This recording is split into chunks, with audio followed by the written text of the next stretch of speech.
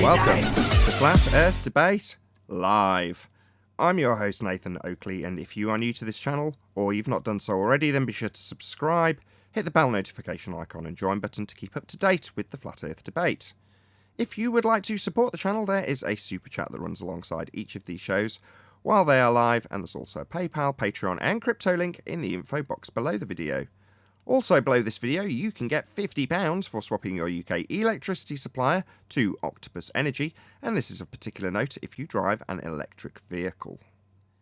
Most importantly, if you'd like to join the discussion, simply mute the page you are currently watching, then click the link in the info box below this video to join the panel and express your views on the nature of Earth. If you do join, please don't swear. If you do, you'll be ejected, and if you are, please don't try to rejoin the stream using sock accounts. You'll be warmly welcome back on the next stream. Please also share the show on social media. Sharing the show obviously increases the live audience, but this in turn increases the chances of a more diverse panel, so please share the show. Now we are joined by 10th Man, Arwin, Neil, Refracted Curvature, and a whole bunch of people in Discord, so welcome one and all.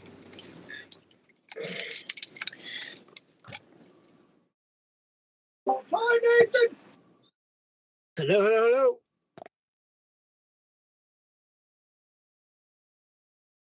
I'd be enthusiasm level about 5, maybe 10%.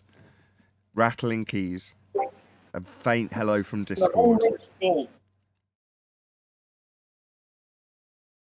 we try that again? This won't get edited, but I'll pretend like it will, for humorous effect. Now we are joined by Arwin, 10th Man, Neil, and Refracted Curvature, and a whole bunch of people in Discord. Welcome, one and all. Hey! Hello, how's it hanging?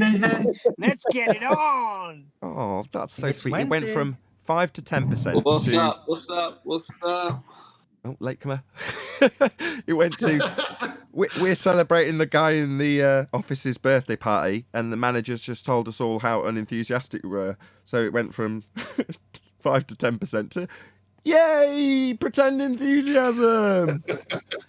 I was getting a cup of tea. I apologize. Oh, dear. I was letting the cat out. Sorry. Letting the cat out, making a cup of tea. That's what I'm talking about. There's a warm-up to this show. The intro takes about 45 seconds between us all having a nice little chit-chat in the pre-show to a little bit of silence when the intro's rolling for the live audience. And now, everyone just disappears and gets a cup of tea and puts their cat out and goes to the loo. Isn't that nice? It's all about timing.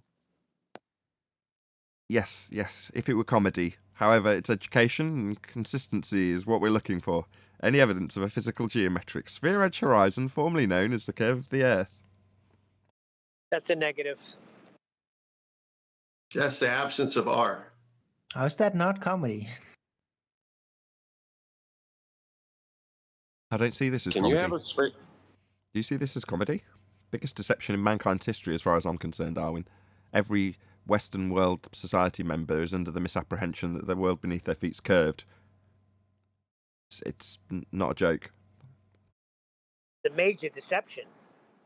Yeah, you can watch sports on the weekend and hear the announcers, oh, and gravity took over. And I'm like, you should be on the debate show. Hold on, reading between the lines. Go down the boo-boo. Say again, Arwin? I don't know. I just think it is also a comedy. I guess that it's not really funny when it still hurts, but eventually you'll get over it. Right? It's like when you're a teenager and you're really in pain because of whatever your situation psychologically. Yeah, it really, really sucks. But then like 10 years later, you're out of it. You can probably look back and think like, oh yeah, that was so silly. It's kind of funny. Right? You know who takes that attitude? Thrice 8 Hermes. So occasionally he does go on a bit of an anti-Christian rant. So I know 10th Man's hopefully appreciative of his sentiment, chew the meat, spit out the bones, all that sort of stuff. So disclaimers aside, he does his videos to a backdrop of a morose-looking court jester dressed up in, tights and the full-on spiky hair thing with the bells on the end, and just sort of slumped in a seat. And the reason he's got that as his backdrop is because that's exactly his attitude. Sometimes you've just got to laugh. You can't reason with the normies. When I talk about the 99% that just won't go on to do primary research in any way, shape or form, and they'll just accept whatever guru comes up next, as long as they've got a decent enough explanation that's offered on a platter that has decent background to it offered to them, that's good enough for the most majority of people. And if you try and sort of tell them that they're just following yet another model and yet another guru and yet another structure that's going to ultimately control them, you end up bashing your head against a wall. So what's your alternative? Go nuts? No, I'd say laughing is probably one of the few options left at that point. You can't. What else are you going to do? You've got to kind of shrug your shoulders and go, what are you going to do? Okay, Right. fine. Right. That seems like a better option than just holding on to the misery forever, because it's not going to go away anytime soon. Right? What's more productive? Holding on to the misery or just trying to see the comedy of it? One more thing, just one thing, Senth, just one thing. Now, when you say misery, what you're actually describing is your empathy that you're letting go of. So in that instance, your misery is only because you see the pain of someone else who's trapped in that system and doesn't have the wherewithal to do what you have done. And you're hoping to pass that on to them in some way when they express their ignorance or their ability to just find another guru or model, and you try and explain to them, no, try and have some critical thought of your own and just assess it on its validity for yourself after your own research.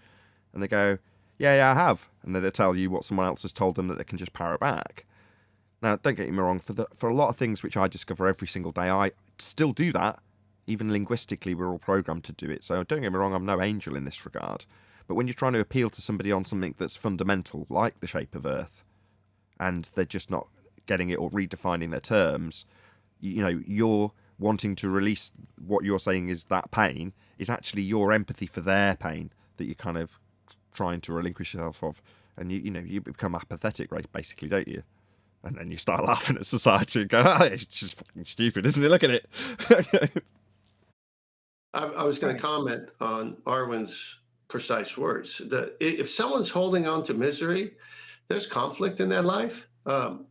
As you know, I used to be in sales, and I would run into a situation when someone thought they had the better product. And obviously, they might or they might not have the better product until a comparison is made. So I'd say, well, can I at least compete for your business? And if I do have a better product at a better price value, would you consider buying from me? And they said, well, yeah, I guess so. So then I said, well, can I see your product? Can I see the paperwork? Can I see the contract? Because I was in financial services. So I'd read through their contract.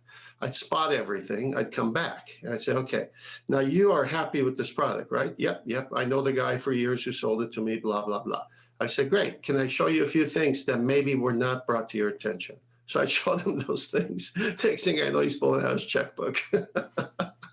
So, yeah, he didn't know he didn't have a better product. So he had no conflict. Arvin's saying they're wrestling with conflict. So they know they don't have a better product. So they just don't want to give in to the better product. They're not ready to bring out the checkbook. By comparison, the product in this example is heliocentrism. That's what you're being sold. It's a religion, and it does require a sales pitch. It also requires constant re-indoctrination, but that's another side point. But metaphorically speaking, the photocopier is heliocentric system as a religion. And the cash transfer, the cash exchange, is mental currency. How much time has been invested? How much have you dedicated your life towards this particular paradigm, this particular religion? How much are you invested in it? Now, that doesn't necessarily mean money, but the analogy translates across perfectly. A good example. I don't always like your photocopy stories, if I'm honest, 10th, but that was a good one. Well, It's like betting on a spiritual stock market, but you know where it's going to end up.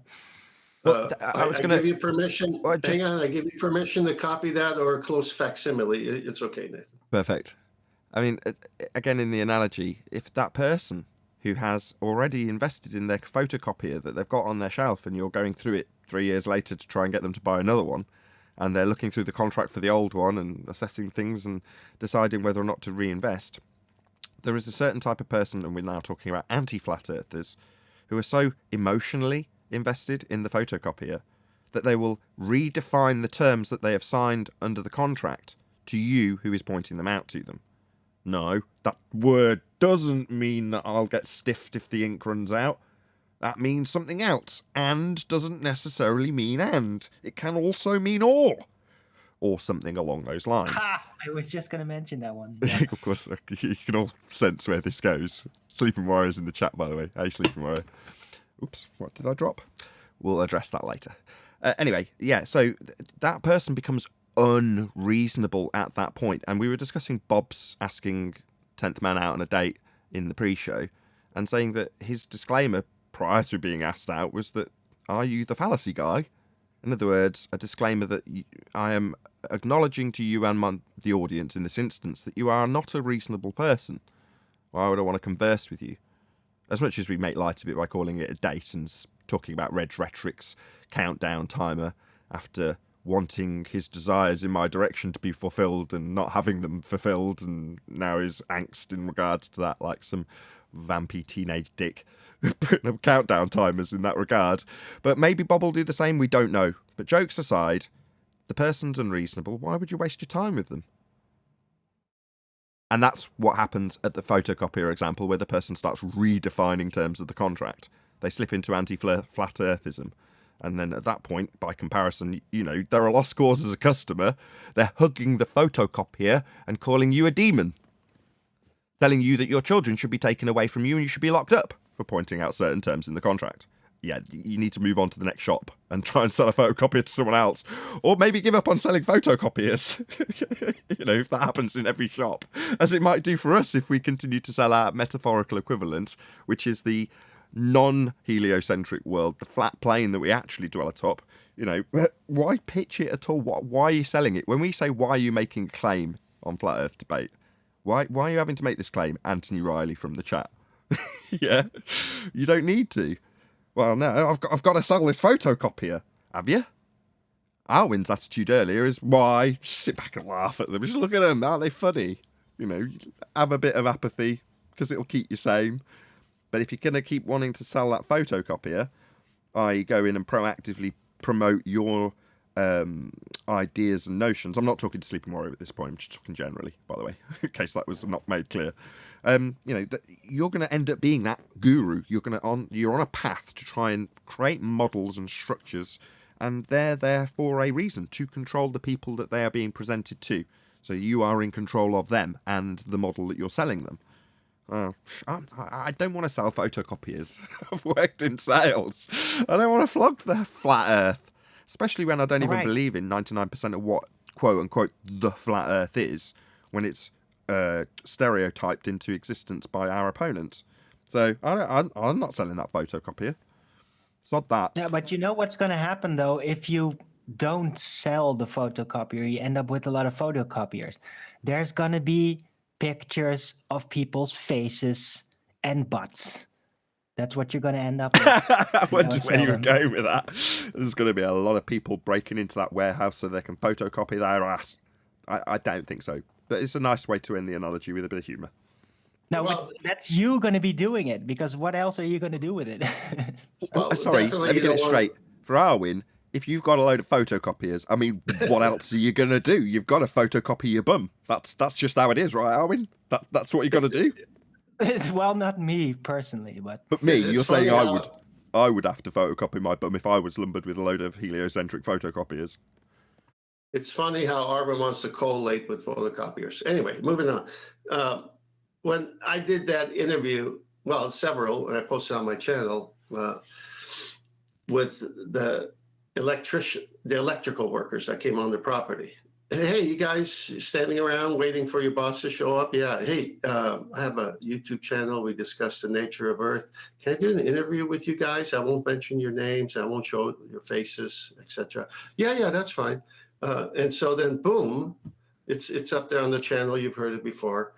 Just, man on the street with this, subject.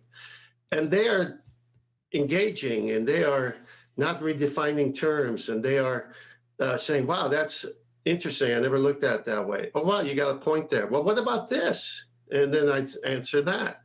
And then, sure enough, through the process, they were parroting the photocopier, the stuff that everyone's indoctrinated with. And each one got handled with class and with respect. When the anti-flat earthers, they can't do that anymore. And that's the problem. If they could, we would. So that's my answer to Bob. Yeah, in the contract it says, in bold, italic, underline, typeface, free refills. Yeah? You go, oh, free refills, that's absolutely epic. And it says, free refills, and then you go under, because it's got a little star next to it. And you say, right at the bottom of the contract, it says, you don't actually get free refills, but you can think of them as free refills when you hand over money for them. And you go, hold on, it says free refills, but in the small print it says, I can think of them as free, but I'm actually paying for them. And you go, yeah, that's their way of saying you're going to be paying for the refills of ink. And you're like, but I was under the impression they were free. Yeah, go back through your invoices that your secretary's paid, and you'll see that you've been paying for ink for the last 3 years. Oh, yeah. But when he sold it me, I thought they were free. He said free ink. Yeah, it says it in the contract, but you can just think of it as free ink.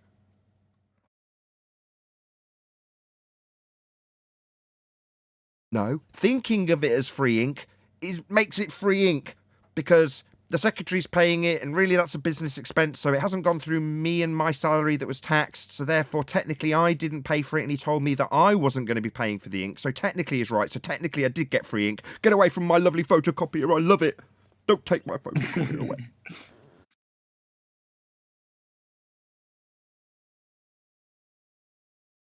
Have we gone too far with this photocopier analogy or what? No, I thought that was brilliant at the end. That was great. Any evidence of axial rotation of the Earth-based variety? Free spin? I was promised free spin. 0, 0, 0. Back in the day, I used to be a mortgage advisor, and I used to have to sell insurance policies for the bank because I was working for a bank. Should I go into an analogy about this? Is this fascinating? Can we take a vote from the audience if anyone wants to hear my bank account? Yes, go. I'm not going to give it. It was a joke. Those preceding details were actually true. I don't have a comedic analogy to line up. It was just done for humorous effect because we're talking about selling mundane too bad. stuff. You should make it a new policy then. Boom, boom.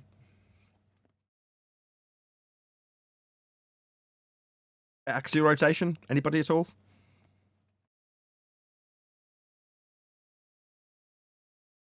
No, even the actuaries don't see it. What about a self-perpetuating molten iron core at the centre of a presupposed spherical Earth? Yeah, you can need R for that. Everything for their model starts with begging the question, and so R is that main thing that you need if you live on a sphere. So most of these, I'm just happy we have these short answers now. The guys in Discord, while we're going through the housekeeping questions, I know for a fact, having watched other people's similar platforms to this, that familiar names, I just can't tell you who, from the Discord server that I'm looking at right now down the list, are out there, and you are banging these drums and having these arguments. So I know you've got some experiences to share with us in terms of these questions. So feel free to pipe up if you're out there in the thick of it, which I know some of you are. Unless I'm wrong and everyone's going to go, no, this is the only place I exist in because I understand that if I leave here, I will be banned and never allowed to return. Which is the case? You guys do go out there, or are you feeling the obligation and sting of my insistence that you're not allowed to go anywhere else? Nice play. I'll go into Gem Pandas every now and again when I can. But it's just the same old rubbish that they keep spitting out there. It gives you a headache after a while. They're not listening to what you're saying at all. They're just coming up with silly excuses. Oh. And when I say something, they're like, "Oh, you're just parroting what Nathan Oakley and QE are saying." And what can you do? Well, to answer the question directly, take ownership of the argument. Tell them you're saying it because you are. Yeah. That's what I'm saying now.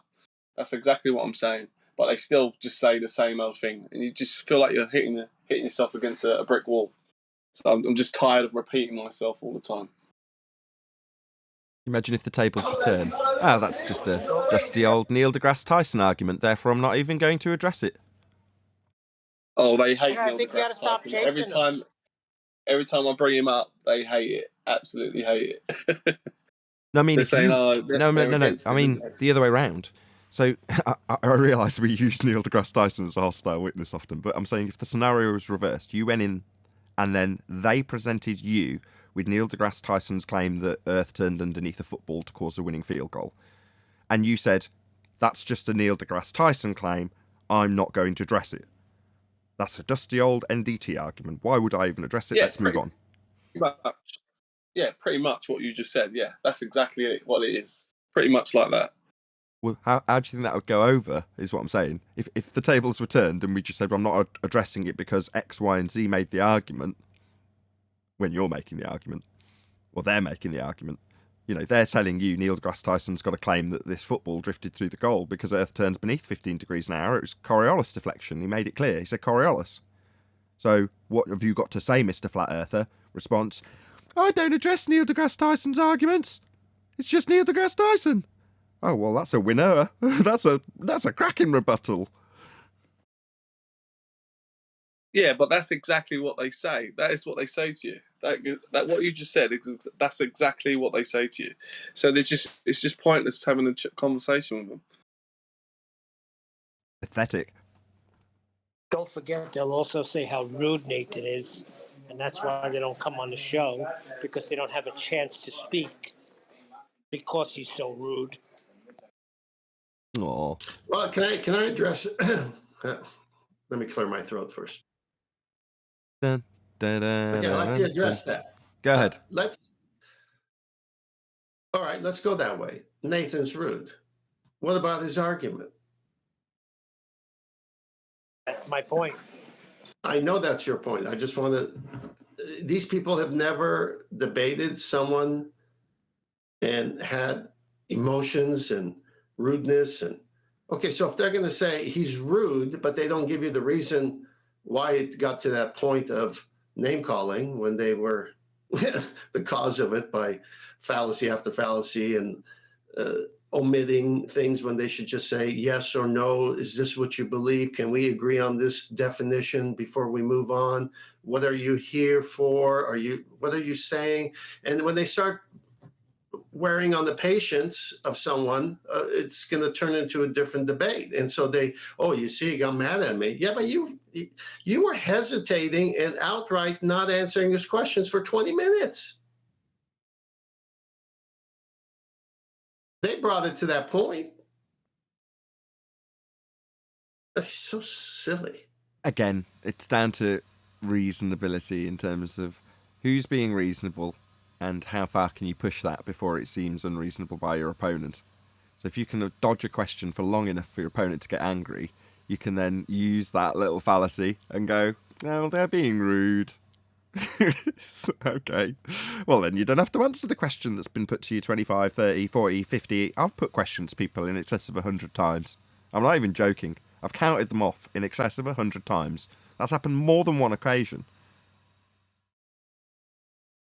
It's actually currently up to 40 with Blue Marble Science. I've asked Blue Marble Science where he gets the R value from. 40 times. That will reach 100 eventually. Every time I see him, I ask him the question. Well, we're witnesses to it. It's not as if we What does that heard. Oh, go on. Sorry. Yeah, I was about to say, what does that tell you then if he's not willing to answer the question? What does that say? He can't answer the question. The measurements for R have been debunked by the Black Swan. They just can't accept the debunking and being posed the question of where you get an R value from. When it's been debunked, there is no answer. So they have to dance around it. He attempted on 4 separate occasions to reverse the burden of proof onto me and ask me why I'm suggesting he needs an R value. Laughable. But that's them squirming. Like, you know, I had to explain to him how the burden of proof reversal fallacy works. And he did it 4 times. And with everybody paying attention to what's going on between me and Blue Marble, he's essentially repeating the same fallacy over and over again with me detailing what the fallacy is until the chat around him are telling him, No, reversing the burden of proof. He just doesn't get it. And everyone around him's going, yeah, he's really thick, isn't he? My God, he's had it explained to him, he's still using it. And I'm going, good dog, go on, do the same fallacy. Tell me to tell you where R comes from and why you need it again. Or he'd deny it. Why do I need an R value? Or he'd try and get around it by saying, oh no, it's an ellipsoid. Not got a regular R value, it could vary. Anything to get out of it. Just like, it's pathetic.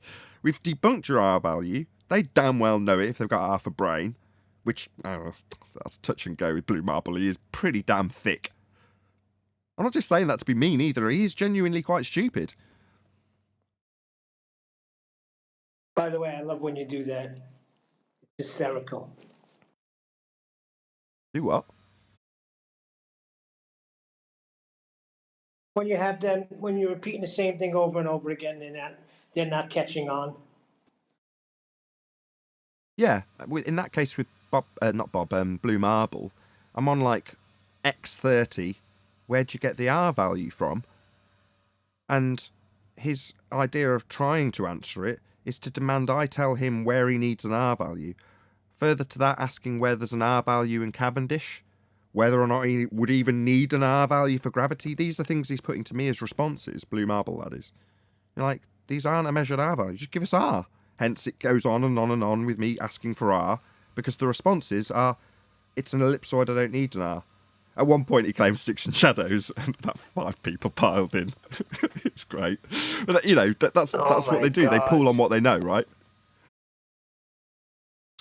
It's interesting that the most important part of their model is R, and they are slow to come to explaining where they got it originally. It tells you that they've lost right there. I mean, it's like buying a car and the salesman saying, yeah, this car can go 0 to 60 in 2.8 seconds. Great. Can I see the engine? No, don't open the hood because there's no engine in there. And don't ask me to show you one. Shout out to Bev Try Thinking for allowing me to do that on his show. He was very gracious. Bev is very gracious as a host. I think the only time he actually stepped in was to say, sticks and shadows, lol. Other than that, I don't think Bev intervened once and was very gracious to let me do what I do. Essentially, you could, if you're a dick, argue that what I was doing was spam. Although it isn't ever a just cut and paste. It is for certain explanations I have to save time. But in terms of a back and forth discussion when I'm asking over and over again, I'm not cutting and pasting. I'm having to type the damn question out every single time. And that's why I add X5, X10, X15 as I go up in terms of the numbers to show how many times I've asked, so that I don't get timed out for spamming, because it can be perceived that way. But ultimately, it's somebody being asked a question that I know damn well they don't have an answer for, and they're never going to give a concession. That's why it ends up being X100. Where'd you get gas pressure without a container, conspiracy cats? X100. I'm not even joking. He's been asked 100 times. And you can add to that 100 the 25 to 30 times that he was asked by Tommy, and probably lots of other people where he's dodged the question over and over again. Yeah, share your pain, by the way. Without the container, there can be no pressure. End quote, conspiracy cats. Yeah, that's going to haunt you for the rest of your days. Without the balloon, there can be no pressure. End quote, conspiracy cats. Yeah, these quotes will haunt you for the rest of your days, given that you've educated and indoctrinated children with the notion of a sky vacuum that stands directly in violation with natural law. That's going to keep you up at night. Well, me asking the same question 100 times is me twisting that knife repeatedly. And I'm not going to stop with these anti-flat earth dicks who need to redefine terms in order to attack us and ridicule us when they're in the minority now. They're in a slightly smaller section of the society that we used to represent 5 years ago. Don't forget, the question really is to get pressurized.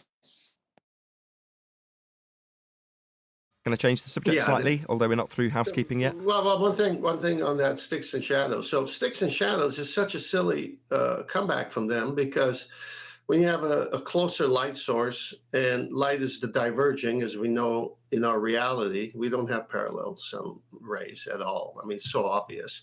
But they'll still go back to their sticks and shadows. So what is sticks and shadows? If the sun is directly overhead a stick, it's not going to cast much of a shadow at all, if any. because it's right overhead, the zenith position. Highest point in the sky, directly overhead the stick. Wait a few hours for the afternoon time, and you see this long shadow that the stick is casting. So are we on a sphere? And is that the reason? Because the Earth curved away? Or is the sun going away and it's at a different angle? What does it prove? The argument is that's why you need R. Any evidence you can have gas pressure without a container? No, there's no way. Just show it to us once. You mean pressurized gas? That was one of the conspiracy cat's responses to Tommy, that had it been in a chat stream with me numbering the amount of times asking the same question, he'd have got one more strapped onto that tally. How do you have gas pressure without a container? I think you mean how do you have pressurized gas? Moving on. No. You've got a second law of thermodynamics sky vacuum claim. How do you have gas pressure without a container? No, I did actually already answer this. I think you mean how do you have pressurized gas? Moving on. Okay, how do you have pressurized gas without a container? I think we've already covered this. Let's move on. And so it continues. Speaking of pressurized gas and gas pressure, as we've discussed this, I didn't know there'd be a link to this, but there is quite a useful segue into something that's currently going on or I'm trying to organise with the Morgile. So I think Morgile wants to come on and chat with us. Because when you're defining terms, we're talking about unreasonable people who won't look at the terms that are laid down so that you can come to an agreement in terms of what you're talking about and then define how it works or doesn't work in debate. That's the Socratic method. Now, often we will employ hostile witnesses and cite current rhetoric, mainly because our opponents won't actually accept their own rhetoric when we're debunking it. Now, in many instances, there are certain conventions that are laid down, certainly with gas pressure, and if it was a debate with Morgile, which it isn't, there would be a disagreement at this stage because there's a part of the defining of terms when it comes to gas behaviour, specifically the high-speed interactions, collisions, elastic thereof, that at that point we'd be into a back and forth with Morgile about that if he was on the globe side. In other words, we wouldn't be able to come to terms. Now, the reality isn't that at all. Morgile's on our side. He's very much a friendly, very intelligent guy, good guy. So big shout out to Morgile. Subscribe if you don't know who Morgile is. Go and subscribe to him. So wealth of knowledge, very good guy. Anyway, that's something that I think, based on his last video, he wants to chit-chat basically with us about in terms of defining those terms. So it's not going to end in an argument because we've not got anything to be arguing against him in terms of debunking a paradigm that is putting alongside some of these terminologies for gas and their behaviour. And I think it'll be an interesting discussion. I don't know what you guys will agree or disagree, but when it comes to defining terms for gas pressure and whether or not we've got a sky vacuum, we're working within the defined terms that we've got for us and our opponent. They're laid down and agreed upon by consensus. However, between ourselves, whether or not Morgile will put an excellent case forward for his disagreement in certain aspects of gas behaviour would, I think, be just a fascinating discussion in the same way as Arwen and Sleeping Warrior battling it out in terms of gravitation and relative density disequilibrium was a fascinating conversation also. Whereas with that, you've got a devil's advocate scenario, which I don't think we have here, unless I'm not spotting something. I think it's just literally a discussion on the Socratic lines. You know, how do we come to these terms? Why do we agree that gas moves at high velocity? How do you know it moves at that speed? How do you know that the collision is elastic? You know, in terms of, does that change the argument against a glober in terms of if I describe how a steam engine works and how more's going in and the pressure's going up because there's more gas, etc., etc.? The whole argument still hinges around the fundamental principle of the housekeeping question. How do you have gas pressure? You, being a fundy globe believer with a sky vacuum, have gas pressure. And then at that point, we're into obviously settling on terms that we can both agree on to debunk their claim of the sky vacuum, which isn't easy or difficult to do because it requires containment to have gas pressure. No one will disagree with this. I hope Morgile's not going to disagree with that. I don't want to speak for him, but I'm pretty confident. I don't know. If he does, we'll get him Spurs as a debating teammate. Hold on. Look, you got to Maybe going into incoherent dielectric acceleration. Be careful. Whether he does or not doesn't matter. This is an educational show. If he wants to come and discuss gas pressure or pressurized gas or container or what's elastic collisions, fine, come on. I mean, why are we treating this any different? We're not. I mean, I already prefaced it by saying that unless I'm not seeing something, I didn't see any model that's being punted. The flat Earth debate, remove the flat bit, it could just be Earth debate. And like Witsit found out, who's one of my patrons, so there's obviously no love lost between us, and I like Witsit, I think he's a good guy. But when he presented his claims, they got pulled apart in the same way as a fundy would. And, you know, if it did descend into a debate with Morgile, I would hope, regardless of how heated it got, there'd be the same scenario as with Witsit. There'd be no love lost. He knows what he's getting into. He's not stupid. And if he did have a model and a reification of that model attached to it, then he'd have to put that forward here in that regards. But I didn't. Maybe it's just because he's a mate, or I like the guy, or you know, we've got a history that I'm like, nah. Surely he's not coming to debate us. Well, maybe he is. Maybe I'm missing something. We'll see. Maybe this will get more interesting than I first thought. Well, whether he's here to debate it or not, or offer a model, what's the difference? I mean, the scale is from anti-flat earthers to very reasonable people on that side. And on our side, if someone wants to discuss a particular, just come on the show and discuss it. I mean, I don't know why the red carpet has to be rolled out or make a big deal out of it. Because it's Morgile. We're not saying that. Excuse me. We're talking about Morgile. He's ace. Not Well, I gonna don't, not. I don't know Morgile. Exactly. I Well, I don't know do. Morgile. That's Well, right. okay, I do, and yeah, he will get the red carpet rolled out for him. How dare you? All right. I'm just answering it from my perspective. If I knew the guy, I might feel different. I don't know. Now, Morgile's ace, and regardless of how it goes down, hopefully it does get heated. You know, those are always the best shows anyway. But like I say, having known, I know what Morgile's been subjected to. So, you know, in his recent communication with me, he's explaining that he keeps up with the show. He keeps up with the uncut and after show as well. So the long show with all the info in it. And he's been watching it for a while. And then he's come to question some of the conventions. Now, from my point of view, wonderful. This is the thing I jump up and down about the joy of actually being a flat earther stems around. All right, so something we don't know.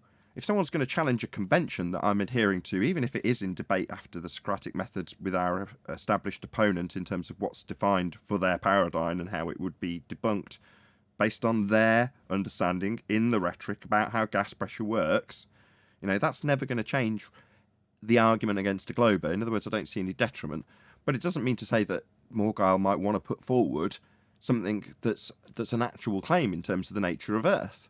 In which case, you know, he's just got to go through the motions like anybody else and back his claim. But I don't think that's the case. I think he just wants to, I hope, he just wants to discuss with us some of the conventions that we detail here daily and say, well, have you really considered it from this particular perspective? And if the answer is no, it's like, ooh, this is exciting. That gives me goosebumps. I love that. Yeah, challenge. No, now that you put that context in it, this is really good. If he's been listening to the uncut and after shows, he knows the shows, not just for one show, but the duration of all the shows. He's even subjected to my puns as well. And so, yeah, I'd love to hear his perspective because he might see something we're not seeing, and maybe he brings it to our attention. Exactly. That's what piqued my interest. It's like, Morgile's paying attention. Great, that's nice. But ultimately, he's got a different mind to us, very different mind to us, and therefore he's going to have a different take. And if he's, you know, keen enough to actually get in touch and say, hey, I want to chat with you about this, you're like, that could be extremely exciting, you know, because Morgile's got a great mind. I've got a lot of admiration, a lot of time, a lot of respect for Morgile. When I metaphorically say I'll roll out the red carpet for him, that's what I'm trying to say. Yeah, that's fine. I've never talked to a Morgile. Go on, Anybody Neil. hearing me? Yeah, through everyone else. But go ahead, Neil. I waited 5 times and got talked over. You are breaking up a little bit, so maybe we missed middle, beginning, or end of what you said. Go ahead. Oh, okay, so it's on me. No, he was one of the first guys I like to come up. Yeah, we're not getting any of it. No wonder you're getting talked through. I mean, yeah, that's a very interesting point, Neil. Thank you. He's in the elevator. I think so. I said, Can't hear Can you hear me now? him. Can't hear. Oh, we've got another robot in Discord that wants to chat too. Hey, maybe if Max chats with Neil, we'll get rid of all the audience completely. And now, a prolonged silence. So maybe instead of more guile, you should have less guile. What guile?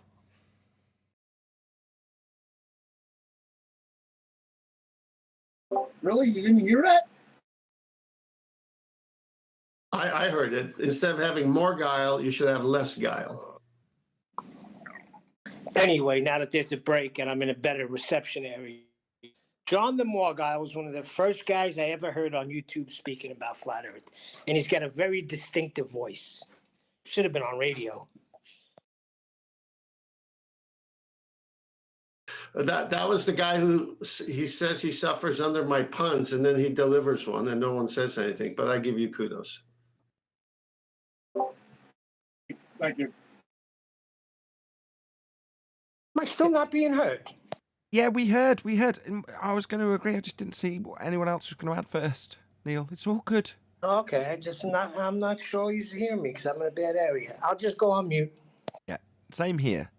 Morgile's one of the first people I watched when I got into the YouTube scene on Flat Earth. You know, he's been around longer than I have on this subject. Yeah, but don't you think they don't move forward? Like your channel moves the conversation.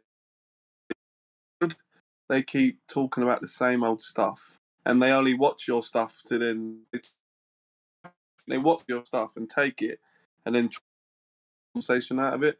But your show is moving the conversation forward and forward and forward. That's just my opinion.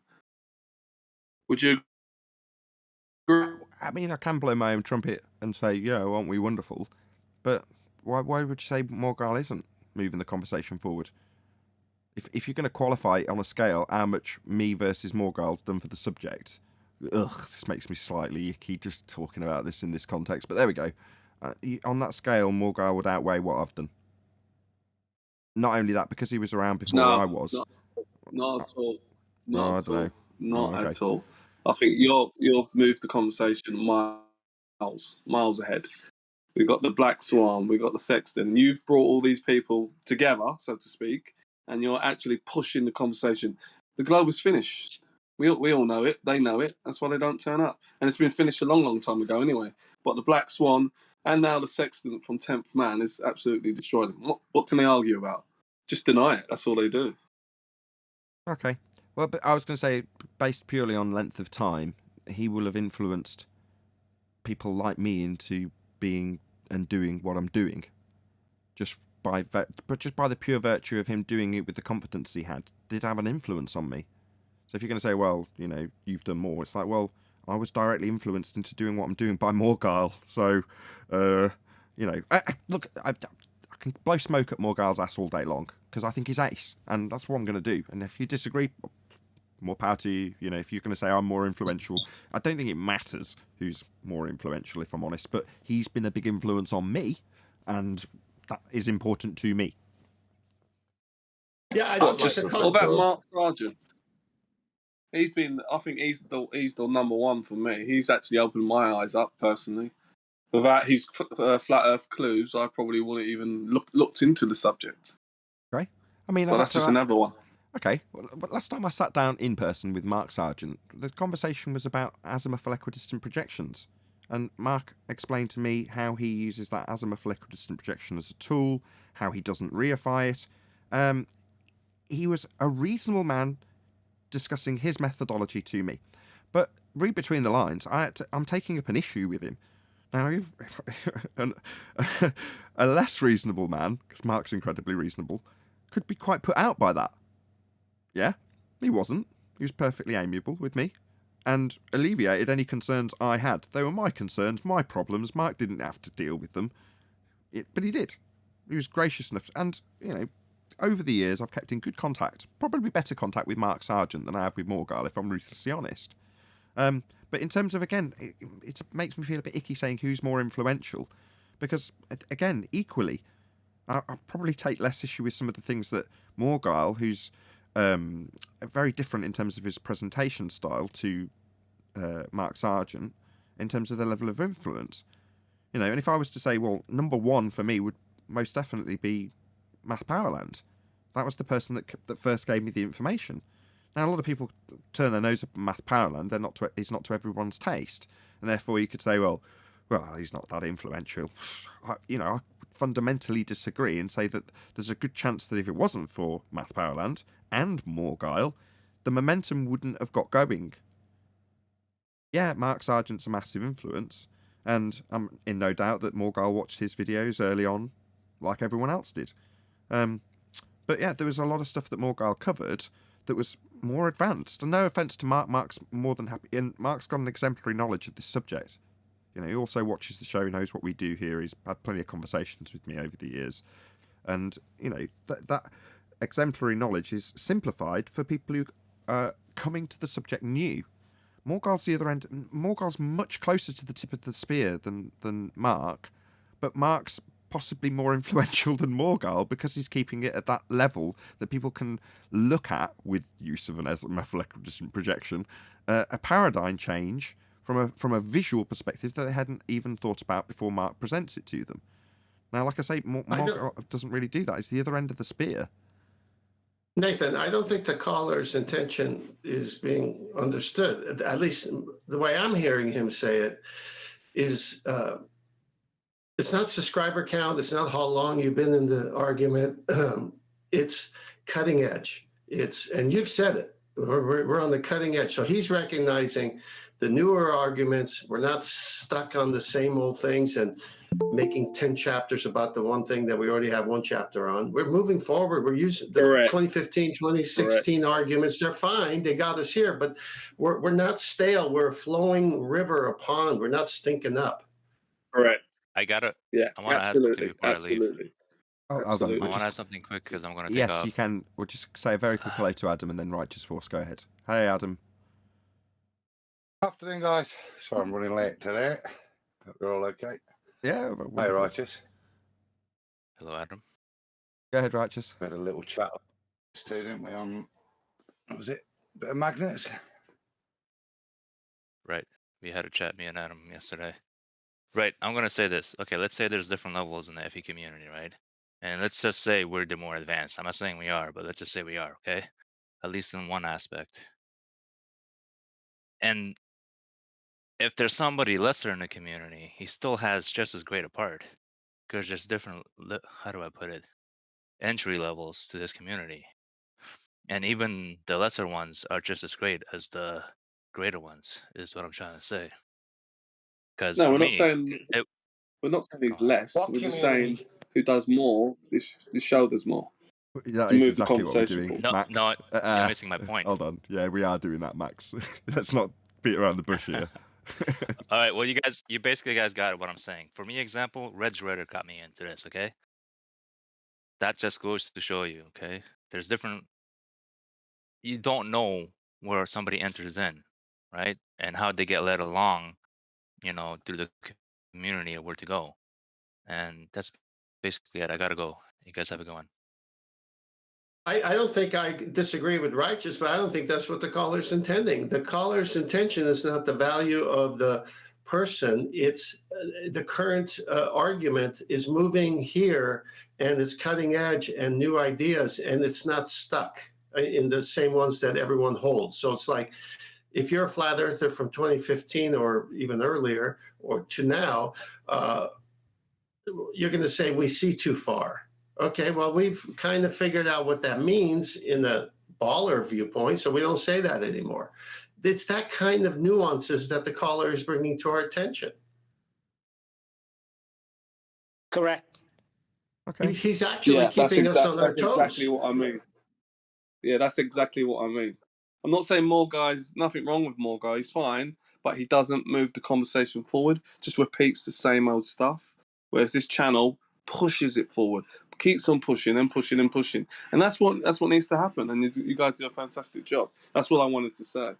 and highlight it. And you know what? Let me give, since Adam is here, like I'll call Adam to have him look at something I'm looking at, because I know his perspective and his knowledge of math are much stronger than mine.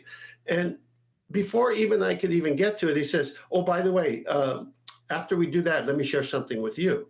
And this is what makes this channel, I think, become what you're addressing it as, like moving forward, is each one of us on our own are still searching and still investigating. So Adam shares a new idea with me, and while I'm sharing my new idea with him, and then guess what? He eventually comes on the show. Okay. I mean, when you talk about moving things forward, I mean, fundamentally, what I understand from Morgile is he wants to come on and discuss something that is an understood premise in the first instance. Now, that sort of base level comprehension or questioning is something that I love. It's something that I admire, and that's all I'm interested in. It's like, I don't know how we ended up in such a long discussion qualifying people's influence, but I mean it's a difficult one for me, because you're telling me I'm great, and I love that. I've got to be honest. But by the same token, it's like all I'm interested in is Morgile saying, look, there's a fundamental aspect of something that you argue with. Now, that aspect I'd like to have a look at a base level. Isn't that interesting? I go, yeah, hell yeah, that's really interesting. And that's all that interesting. Sounds like he's moving the conversation forward. Exactly. Yeah, absolutely. Exactly. That's it. Shouldn't that be the only bit that's of interest, rather than how influential it's been? But there we go.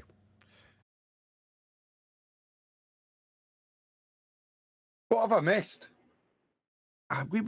All we did was talk about gas pressure without a container, and I'm saying that Morgile's questioning a fundamental aspect of gas behaviour in terms of the velocity and elastic collisions, and that questioning of a fundamental convention that we use is quite interesting.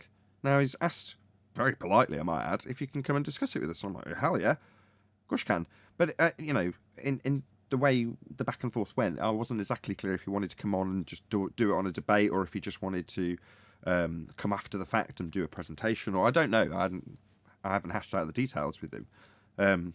But he has released a video recently, or I think it was yesterday actually, that does detail this exact, what I've just explained to you in shorthand, in terms of the questioning a fundamental aspect that if you're going to move forward in debate talking about gas, there are certain things via the Socratic method that you will just have to come to an agreement on in terms of how gas behaves in order to progress the discussion. Now, from what I glean, I don't think there's anything, Adam, that the Morgile's disagreeing with in terms of our structure of discussion when we hold up a established convention. You know, there's plenty of times we'll hold up a hostile witness, which is the other end of that same extreme. So I don't think it affects that in that way. He's just questioning a fundamental premises of one of the aspects that we use in debate, which is gas behaviour. That's it. I have a quick question. What is the difference between elastic collisions and just regular collisions? Think of a car smashing into a tree. What happens?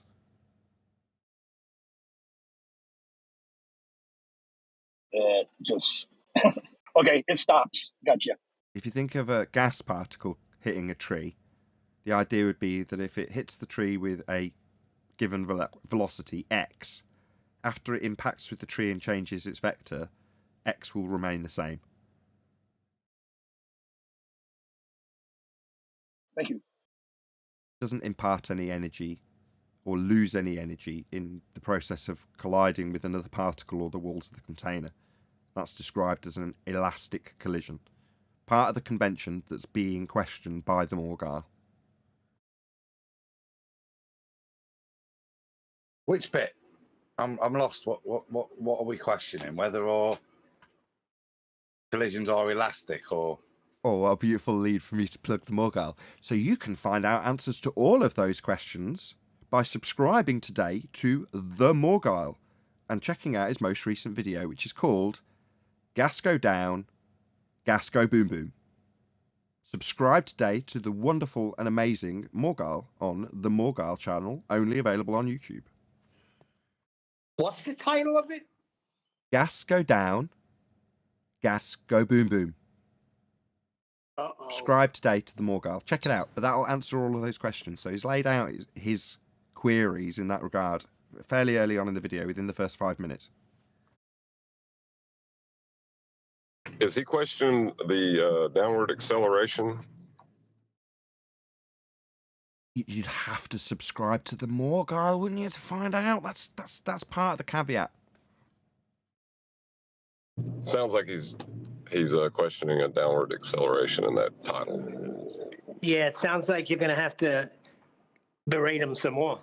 Sounds like we're going to have to watch the video and then find out what he is saying and then respond to that instead of second guessing, I think. Indeed. It's saying gas goes down, go boom boom. That's just the headline. That's just the title. I'm going to have to go check this video out. I agree. Pay attention. I thoroughly agree. And if you're not subscribed already, you should be hitting that subscribe button. Given the amount of conversation it's generated alone, Neil, well worth. Of course, I'm subscribed to the Morgile. But if you weren't, I would like to speak to him. Exactly. This is where the conversation. This is where I hoped it would end. Right. I'd like to talk to you too. Sounds wonderful, doesn't it, John? Yeah, like I guess I gotta apologize for, probably a year solid of trolling. Oh, But gosh, I forgot about that. No. Forget that. That might come up after. Don't make that the focus, though. Who cares? We all get trolled, right? Just go and watch. I forgot the guy's name now. Upside Down Ed Head, Tim Osman, and I can't remember the other guy. This is from 5, maybe 6 years ago. And Morgile, as cool as you like, went up against these complete twats. And, they rumpus the crap out of him, strawman the hell out of him, stereotype the fallacy hell out of him, wouldn't let him ask any questions or make any claims or question the heliocentric model, would only let him prove flat Earth. That was his only allowed response mechanism to anything they said. So we're talking about a battle-hardened, debate-ready, intellectual guy who's a long-standing flat earther. I can't quite believe the reaction I've got from bringing this up. I've got to be honest. I thought everyone would really be excited about this, but clearly not. I can't believe you're stopping John on his apologetic tour. Because he probably I'd won't love even to remember. speak to him. He probably won't even remember. Yeah, but I'd still John's love to on, speak to him. yeah, but John's on this side of the camp now, so it doesn't matter whether he remembers. No, I'm enjoying that John wants to come on, but now you got me a little skeptical with this gas go down, go boom boom nonsense. Good. That should intrigue you even more and encourage the audience to do exactly as I'm suggesting and go and subscribe to the Morgile. And yeah, it'll expand your viewpoint on this subject and hopefully you will come and have a little chat with us. That's exactly what he said he wanted to do. So, he knows when the show's running live. Again, Nathan, what's different than him having a chat with us on that or Wits It Gets It? I mean, it's normal procedure here. You've never said don't come on and bring whatever you got. So to me, I don't even know why we're talking about it this long. Just have the guy come on. Morgile, it's cool. Oh my gosh. He is cool. I will second that. He is very cool. Oh my God. You know what? You guys are pissing me off. Okay, share your pain. These guys you mentioned, all three of them, Matt Farrellan, Mark Sargent, John Christopoulos, they're all assholes. They've done more harm to Flat Earth than good. That's to total watch bollocks. them guys in the beginning, they were literally tearing each other's throats out. Between Math and Morgile, and you remember Jeff Stewart? Yeah, I know Jeff Stewart. You guys just promote brainlessly, like mindlessly. I don't get it. And? Well, if you know anything about these guys, maybe you wouldn't be promoting them so much. I know everything about these guys. I was there when that was happening. Which one?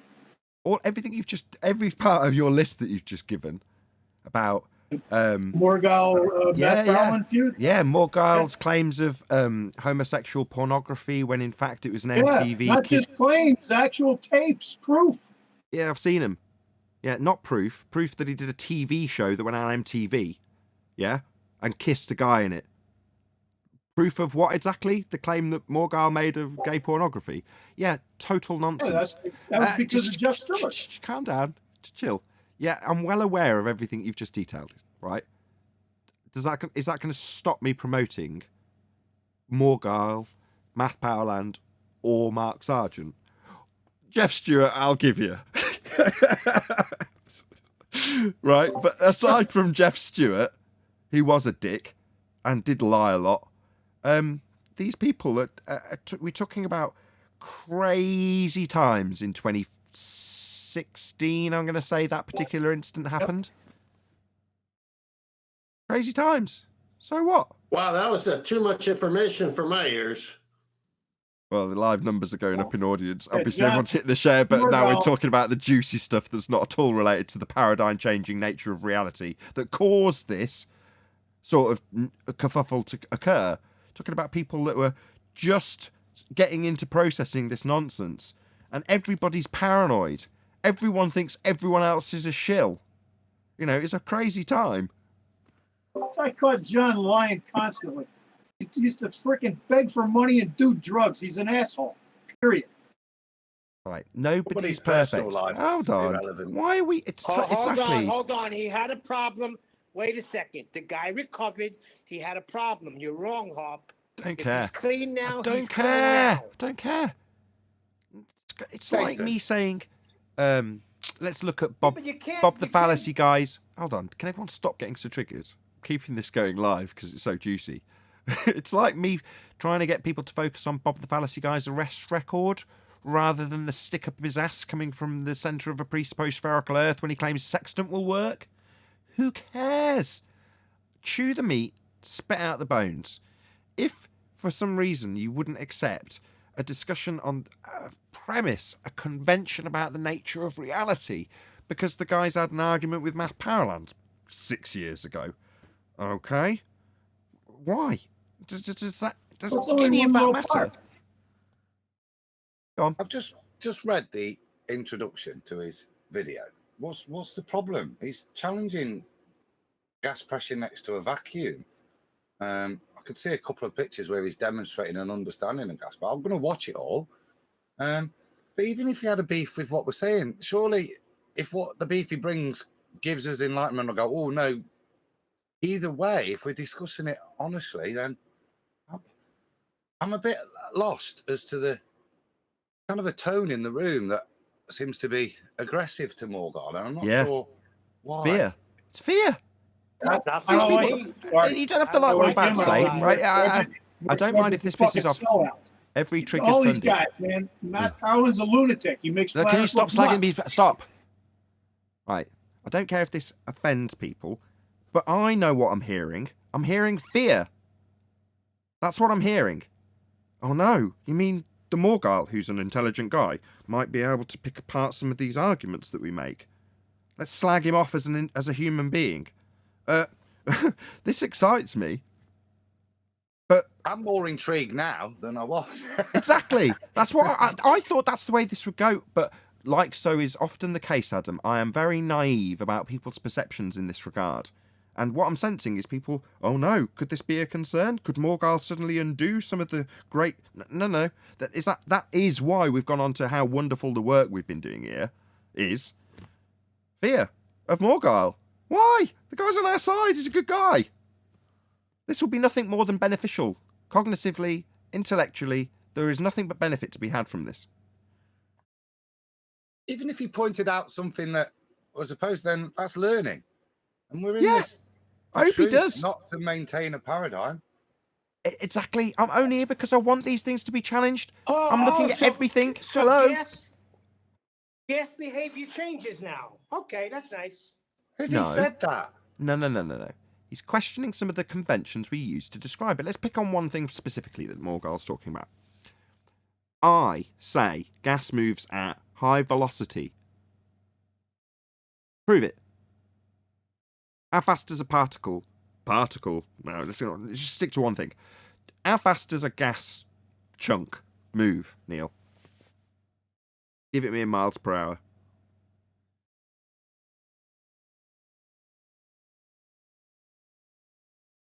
Come back. How fast does a single gas molecule move? One gas if you can call it that. So I'm not using a particular word I want to avoid just so it doesn't get more convoluted than I want it to be. Because he's got several points, all valid. Speed. Yeah, Can yeah. I say something? High speed. You can once Neil's answered. He's questioning a particular part of a convention, and I'm focusing in on one aspect that you can go and watch Morgile when you subscribe today to his channel and watch Gas Go Down, Gas Go Boom Boom. He's saying one of the conventions has high velocity gas particles. So how fast do they go, Neil? Do you know? If you don't, that's fine. Just say I don't know. I said I don't know the exact Okay, that's no. okay. Oh, it's getting painful. Right, when we get to the nub of the 757 focus miles of the per main second. bloody bit. It's 5 to 700 meters per second. How'd you know? I just said that because that was the question. I know. Nobody knows. Ah, there you have it. Ah, there it is. Yeah, it's a description, right? It's part of entropy, which is part Well, of that's the why I description. said high Neil, speed. shh. Hang on. Neil, Please, shut up. please, Just please. let him speak. I'm saying that's why I said high speed. Right. Making this unlistenable. Thank you so much. Go ahead. Yeah. What it seems like what Morgile, without watching these videos, just from the bits I've listened to there, what he's questioning is just the description of the effect, right, of gas behavior and the effects of gas behavior.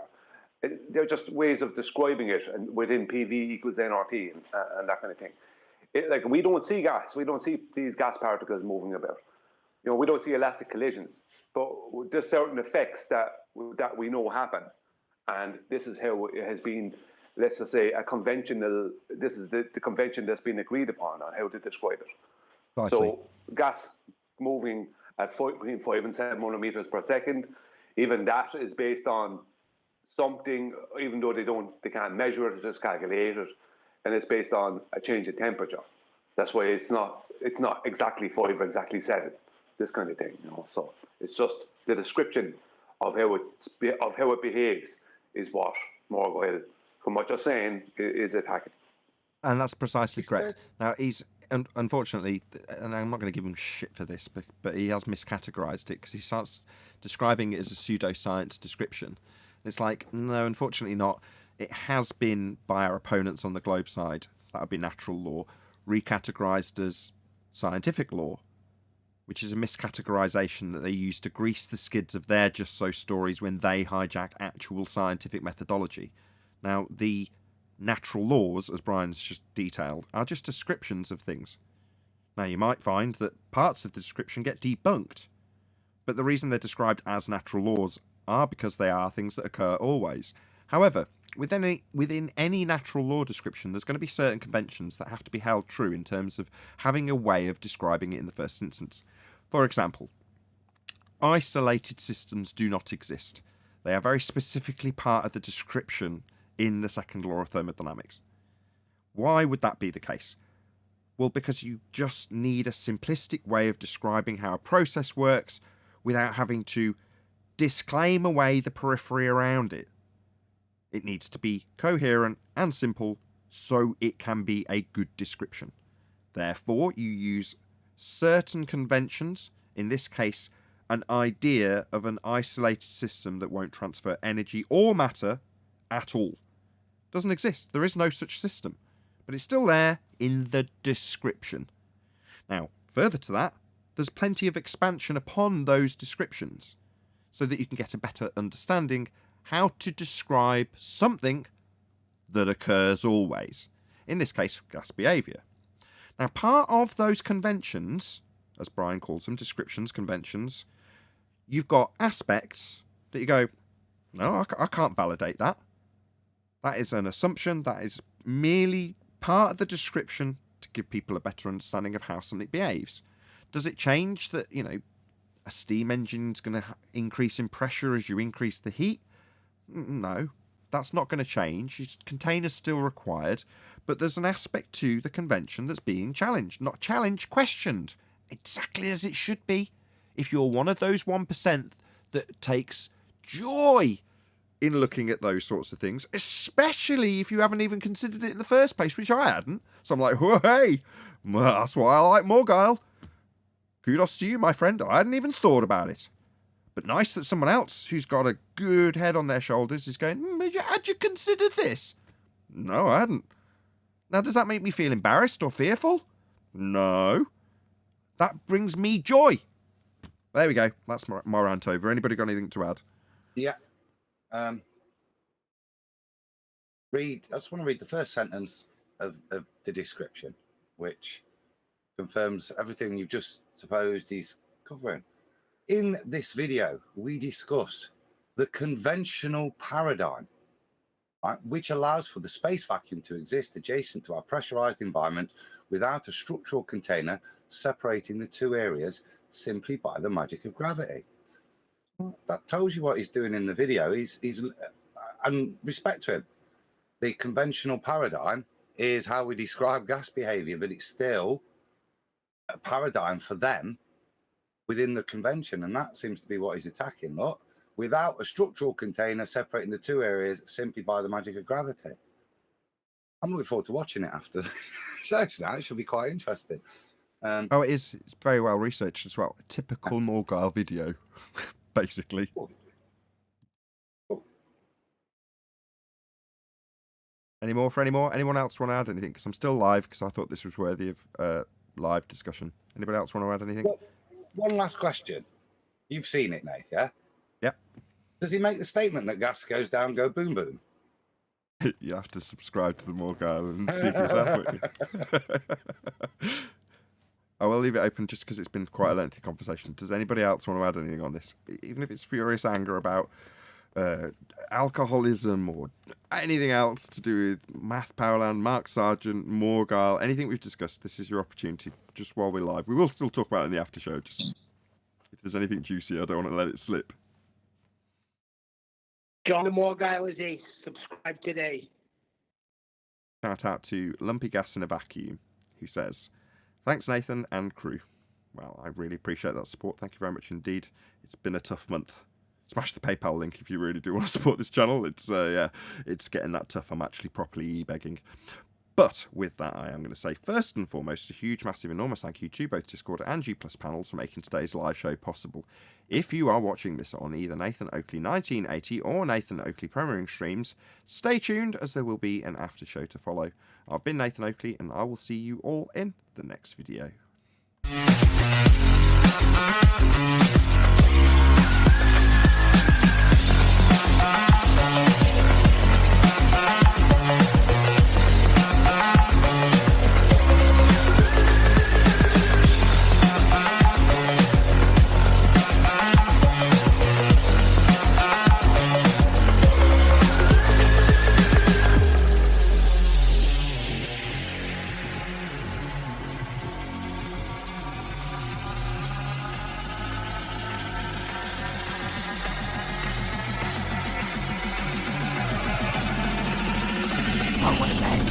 What a lovely day!